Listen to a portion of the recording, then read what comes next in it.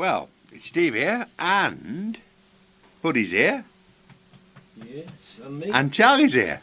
How are you, Charles? Are you well? Yes, I'm not too bad, you know.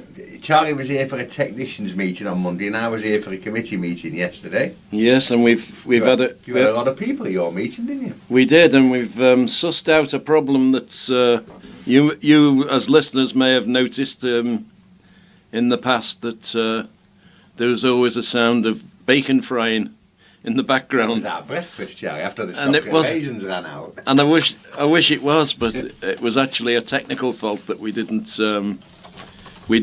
were not aware of. Anyway, you'll notice now that the recording is perfectly quiet because we've sussed it all out.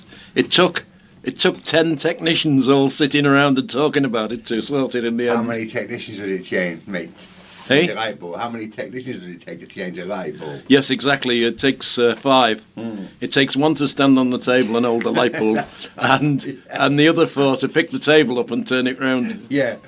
So, and then we had our committee meeting yesterday, which all went very well. And then I got the 81 and made an unscheduled visit to Bootle Strand because the driver forgot to let me off.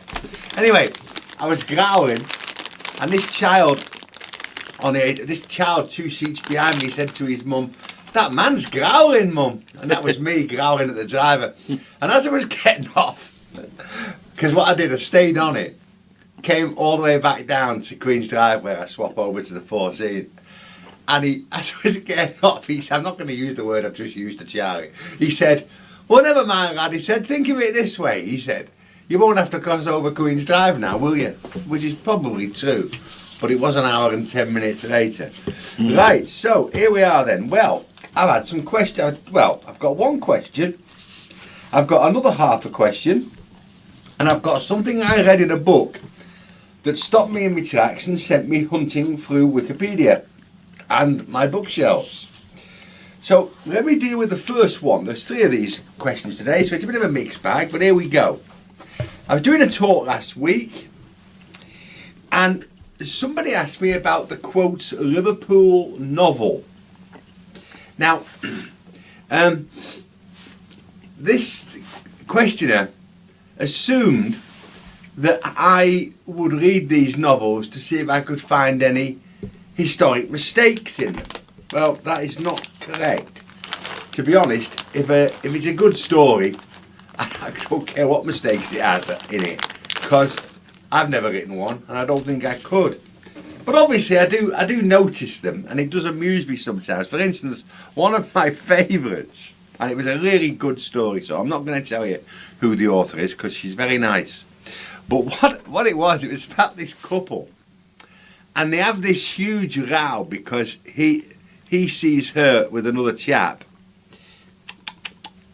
And then he goes off on the South America line, one of the South American ships, and all sorts of adventures. And she nearly finds someone else while he's away. You know the story. And then he comes back. Now, in the start of the book, they're just celebrating Victoria's Diamond Jubilee, which is 1897. And he goes away for 2 years.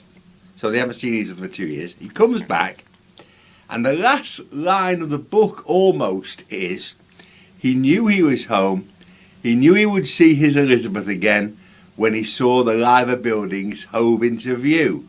Oh dear, oh dear. It wasn't built until 1911. It wasn't open until 1911. So that was a bit of a desperate one. But it was a good story and I enjoyed it. So I'm not going to tell you who it was by because she's very good. But it is funny when you do come across that sometimes. Can I jump in a bit there? Of course you can. The thing is, the Liver buildings took quite a long time to build. And was it 1895 or 97, you said? Yeah, 97 is when so he was away for 2 years. So it's 1899 when he gets back. Yeah, and he hadn't started it yet. Yeah, well, they may have done.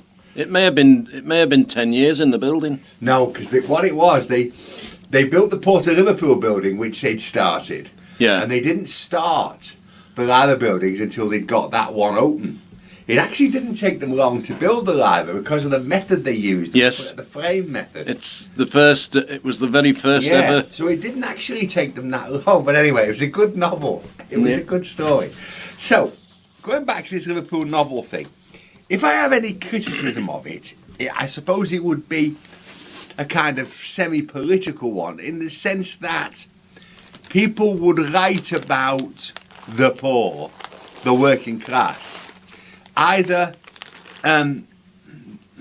not being part of it, or in a kind of like way where you say, God, it must have been terrible for people to live like that. So kind of, it's like, I do like them and I do read them, but I sometimes wonder if the people have had the experiences of which they write.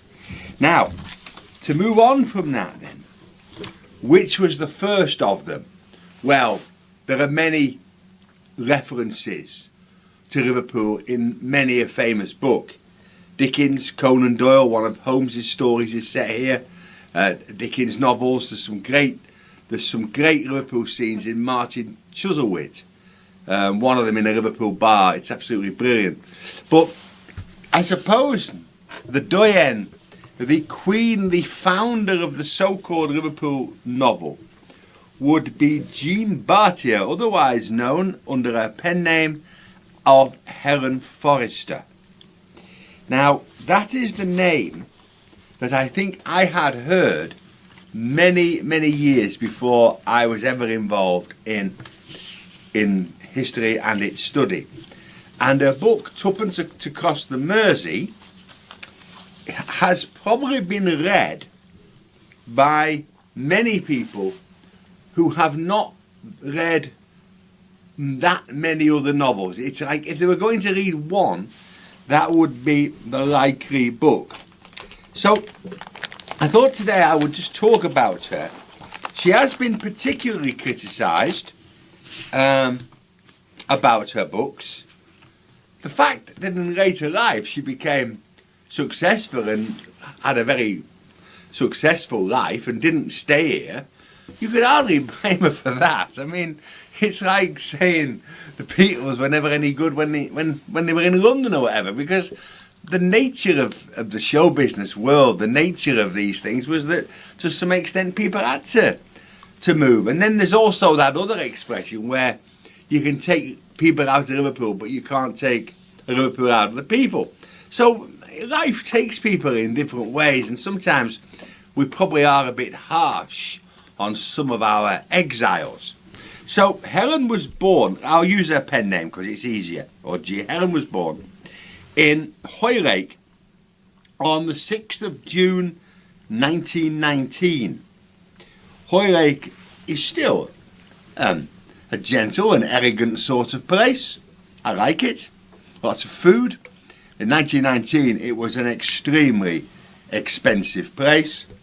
It was where many of the richest people in this area lived, including Archibald Salvage, the Liverpool city boss, and wherever he would not have lived anywhere that wasn't the most fashionable.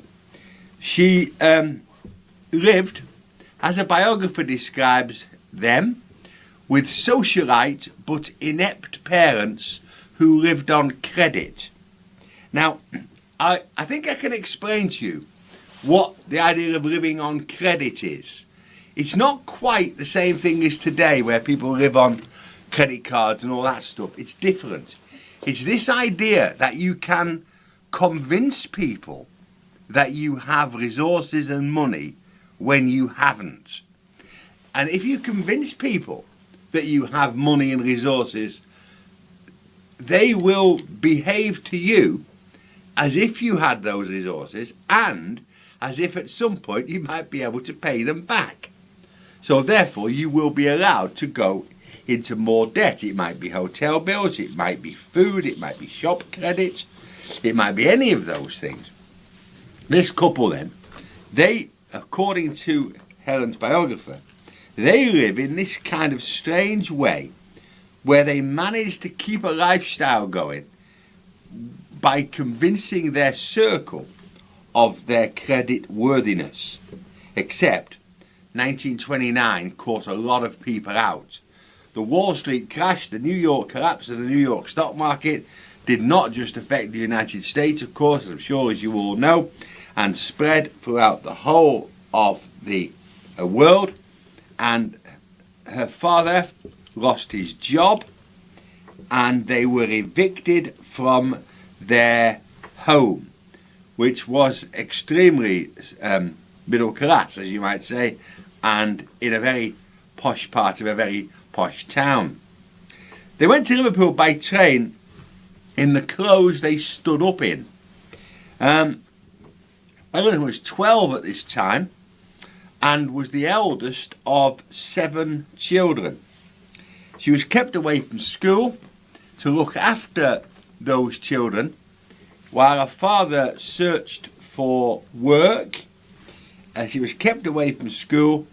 By that stage you couldn't really do that legally. You were obliged to send children to primary school, although the law about secondary school in the 1930s was a bit hazy. Anyway, she was kept off school, looking after the kids, and they lived on handouts or off the parish.